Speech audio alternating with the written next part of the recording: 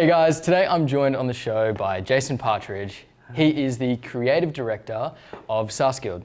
Yes. I did it? Yeah. Yes. So the name in itself has proved to be quite difficult.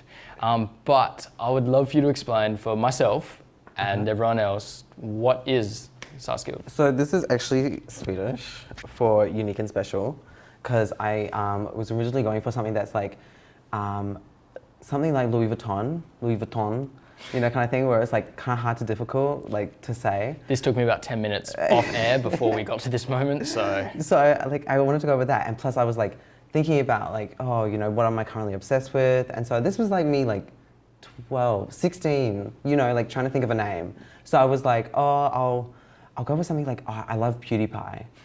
And so I was like, I'll go with that. And plus I was learning about Swedish nature and like the language and everything. So when I was doing it, I was looking at names and stuff, and one of them caught my eye, and I was like, oh, Sas Guild, or like Sas Guild, like that kind of works for me, like unique and special, like hell yeah, I'm down with that, like let's do that. That's okay. who I am. So I was like, cool, got the domain, registered it, and I was like, okay, well, we'll just have to flow with that now, so I can't change it. Locked in. Yeah, basically.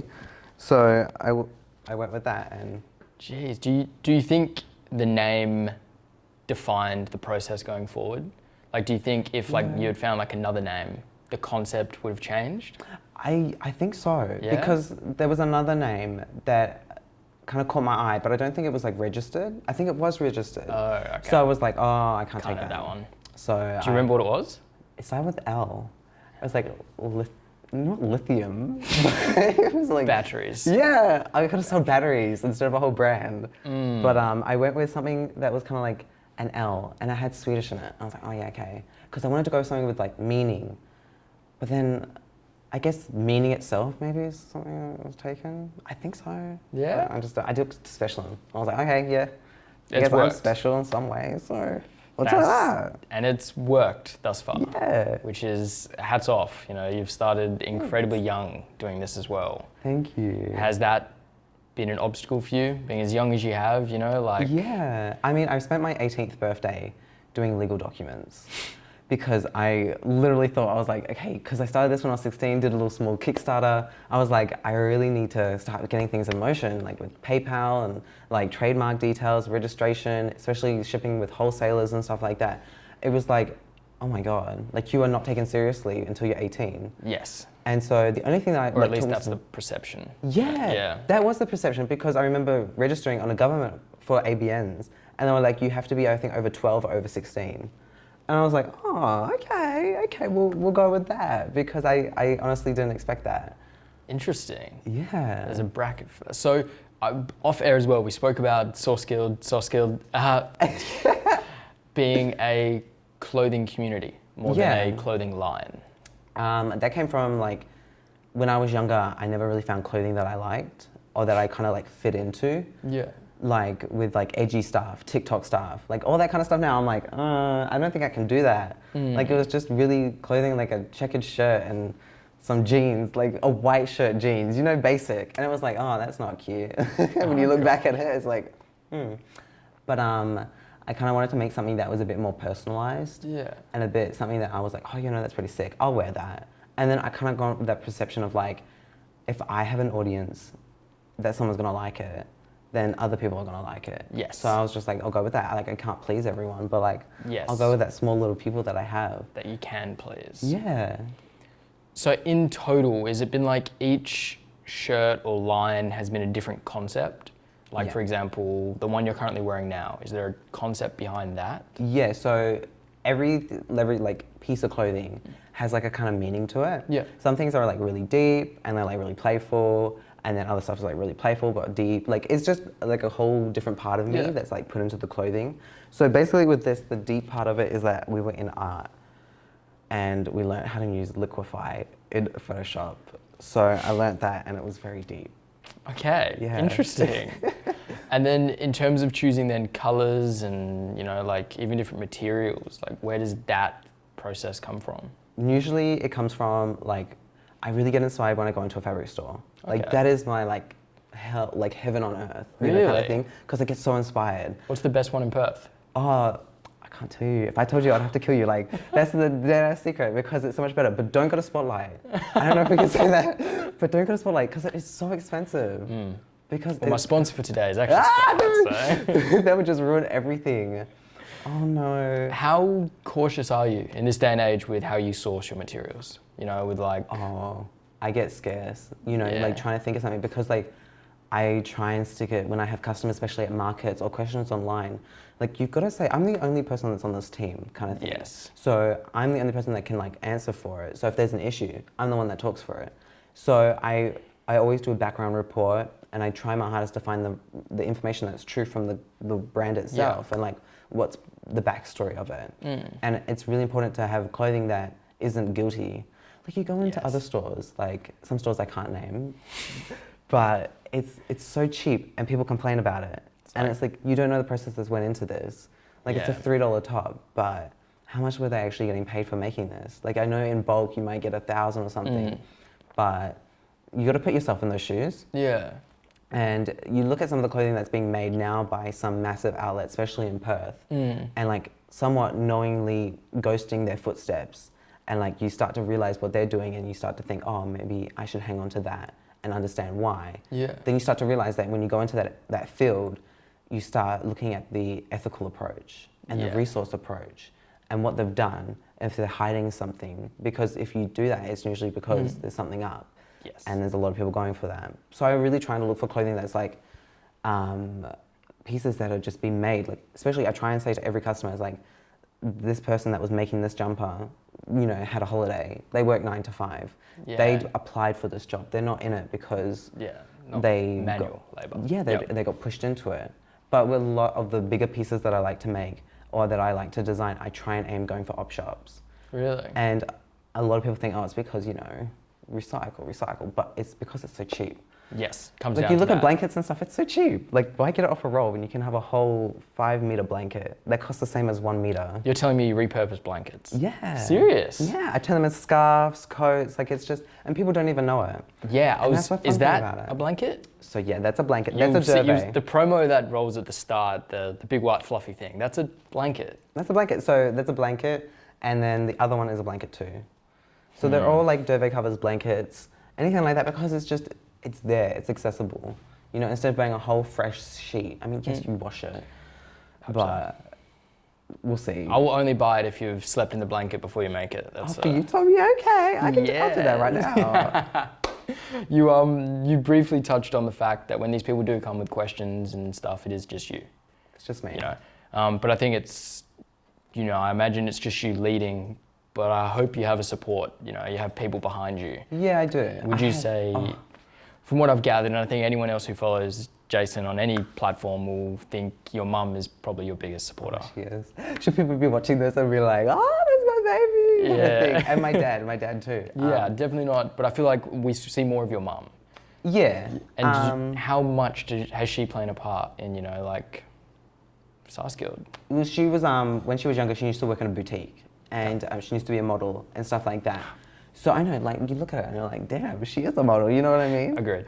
Because the amount of, like, creative effort that she puts into it. Like, you look at something, like, I'll show Dad, I'm like, hey, what do you think of this? And he'll be like, hey, that's pretty sick. And I'm like, yeah, okay, but, like... This was 8 hours of work, Dad. I'm just stressing. What do you think about it? And Mum's, like, the whole different person, like, be like, Mum, what do you think? And she'd be like, oh, wow, the unity and the colors, they kind of just, like, form a foundation. And I'm like, girl, just say yes or no. Like, it's this next level movement that she does. And it's like, sometimes, okay, just let me do your thing. But she's really good. The thing is, like, when I go to markets, I get stressed because, like, you have so many people coming at you and walking past. And, like, if you get a customer that walks past, you're like, hey, I like that. Like, you talk to them and be like, I love those earrings. Oh, my God, where did you get them? And it's like, you do find something that you do find interesting in. And I think that's the most important part. And it's so stressful talking to other stall holders because you all want to get on good terms. Yes. So if anything happens, you can like talk to them, or if we're pushing boundaries, you know, with our stalls and stuff. So I always ask Mum to like talk to them, make friends, because I'm just that type of person that like, I seem very out, but it's just like, I don't really want to be. Like I just, I get so stressed and anxious. What is the market community like? It really depends. Yeah. Like I honestly thought when I started my business, like no one would buy the clothing because I'm broke. So, and my family. Your perception was. Yeah. So when I was like, okay, well, I don't think anyone can purchase this. Then you go to the markets and it's like, someone's like, they look at it and they're like, oh, the price, like that kind of stuff. And you're like, oh, well, you know, like it took hours. And literally, this happened. And they're like, yeah, but I don't know. Because I offer them, I'm like, you can purchase it online and like I'll ship it to you. And they're like, yeah, it's just, I don't know if I like want to carry it now. Or like if you can ship it to me. I'm like, what? Excuse me, you live in the same area as me? Like, what? And it's like that conversation, I remember having that conversation, and I was like, what? Yeah. Kind of like, you don't really care. Like, No. I was like, okay, I'm happy with that. That's super interesting. How did you have any internal struggles or any, I don't know, battles with how you, because money's money, you know, when it came to pricing your products and your pieces, you know, how, did you find that a challenging thing? Like, how much is it worth? You know, like when you start going into the like retail aspects of a designer, it's like a whole new world, especially with embroidery, like my niche. It's just, there are so many things that go over your head, like the amount it actually costs to buy our shirt, and then the ink and the supplies. And then you look at some pieces, like I was shocked, like one of the biggest brands that I follow, they were selling their prices for massive prices, and I was literally having the same items as them. And I was like, holy moly, you charge that much for a top, and I charge this much? Is And it you more the sell out of brand? that? Is it like the name that has the, like, it's the brand. It's the amount of like, I guess when you get further on with your years, that's when you start raising your prices. Yes. Because when I started, everything was so cheap. Because like, I think that was the biggest thing, is like you need to build yourself by people buying your products and like doing that, so people can start getting an idea of your customer base and building that relationship and that audience online. And then you can start raising your prices up a little.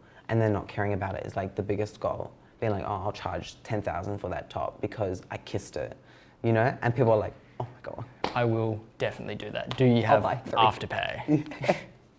So yeah, that's the interesting exposed world. Yes, I think not many people actually understand that. Even being a photographer / anything creative, having to value your work is sometimes a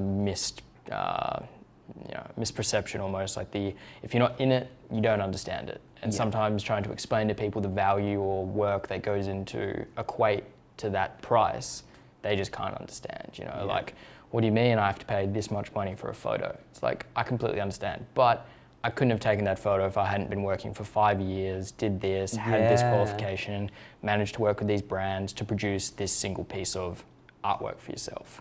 That's a big thing that people think. Oh, it's like blows over my your mind. head. Like $5,000 for a studio shoot? Like what? And it's like, well, look at the studio, look at the photos. You can use this anywhere. Yes. And get that dream job. Or like. Yeah, it's definitely, pricing I think is one of the scariest parts of any creative aspect though. Because you are putting you put it too low and you kind of, what's the word? You devalue yourself, but also the community as well. Kind of lowers everything else. You put it too high and you risk, marginalizing some of your audience, and it's walking that line between it. It's quite scary. And it's just that short period, like a year or a month. I remember meeting this amazing designer, and she was doing these pieces that were for a runway show. I really wanted one, so I got one, and it was like a three-figure. It was a three-figure jacket, and I was like, oh, it's new, it's like it's cool, I like that. And literally months went by, and that three-figure like tripled, and it doubled. Doubled is the best way to explain it. And it was like, whoa, it's the exact same thing. I think it's just the brand and like the way you push it across. But I've never felt that was a need. Like if I sell clothing for a price, I think it should stick like that. Like there's no need for it to go up and down because of like if people want it, because it's all part of it. But I'm not the type of person that's going to make 100 of it. Yes. I want to keep it limited, you know. I love that. I think that's such an incredible idea to be like, I only have one chance to get that shirt. Yeah. Making something limited creates that need. And I think that's, I saw some of your shirts and I was like, I want that. I was like, yep, I'm gonna definitely, I know. But what I found super interesting about the shirts, and we had a chat with this before off camera as well, is how you express through them.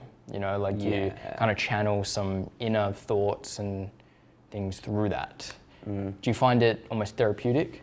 Yeah, I do. As a person, I could say, it's like, I found it really hard to talk about my emotions, especially about stuff that's happened, you know, 3 or 4 years ago, and I can't let go of it. And like, I think a lot of people can kind of feel that emotion. Yeah. And growing up, it was, I think, a lot of me dealing with mental stuff, and it was just like, fuck, like, oh my God, it was like, it was annoying and frustrating to deal with this kind of stuff, but like, we have to, because like, you can't grow up with it.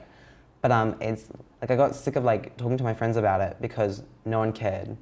Like, everyone gave up. They were like, oh, for fuck's sake, Jason's talking about this shit again. Like, let it go.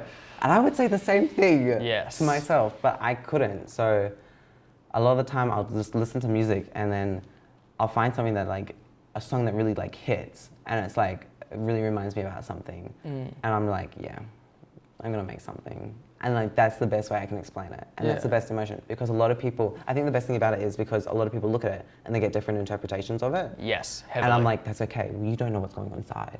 Yes. So, that sounded psycho.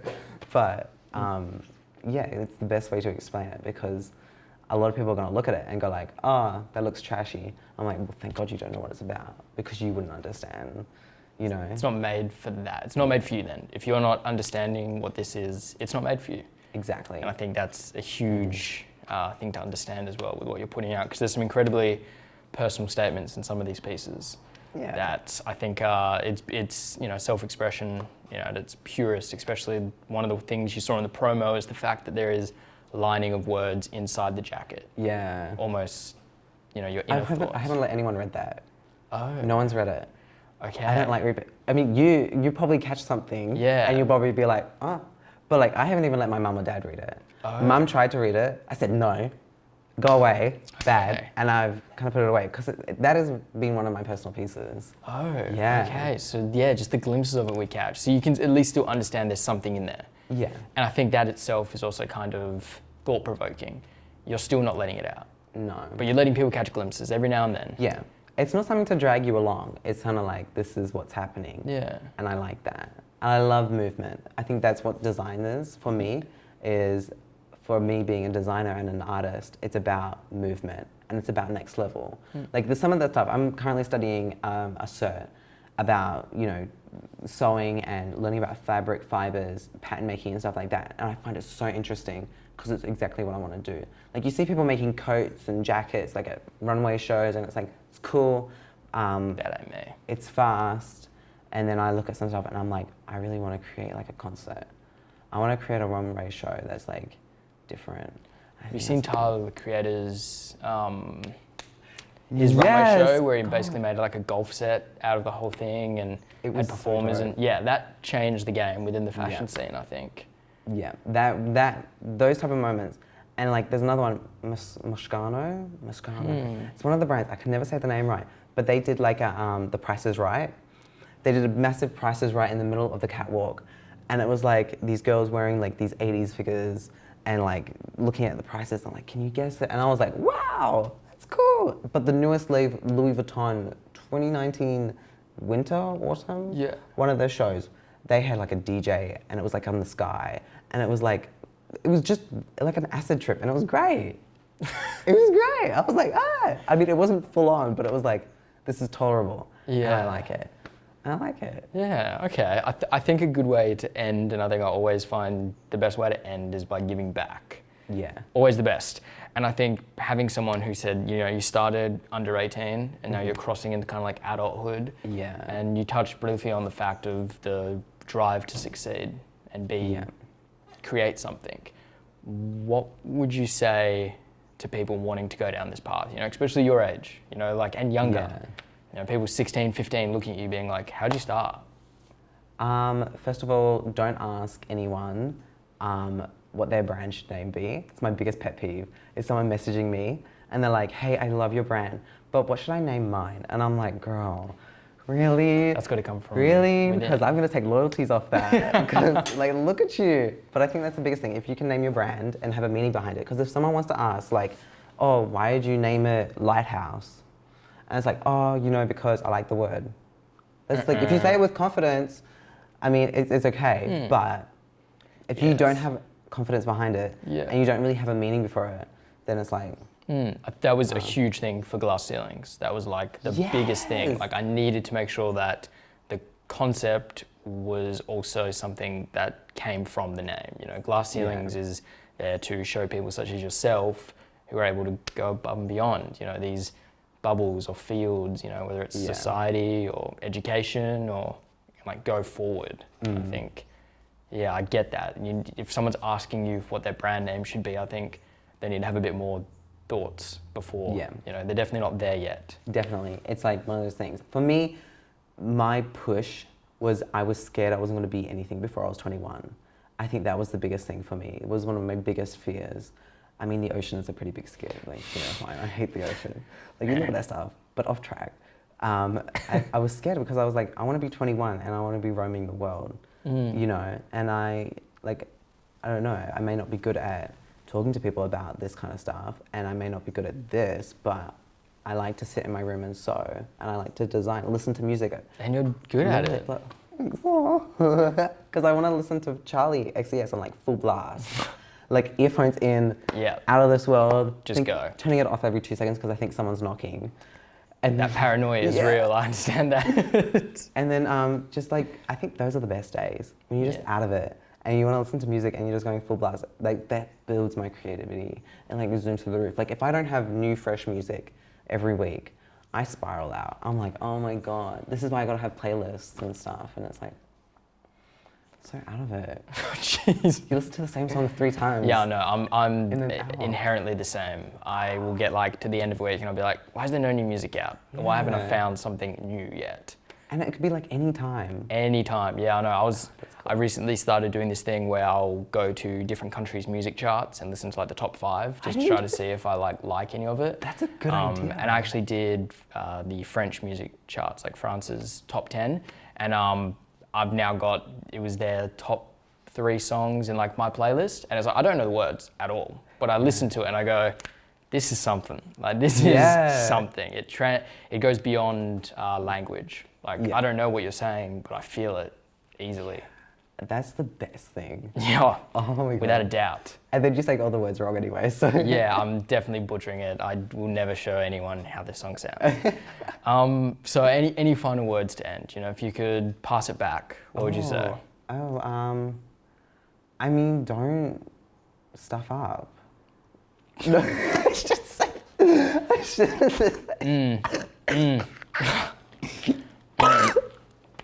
And that's how we end this one. No,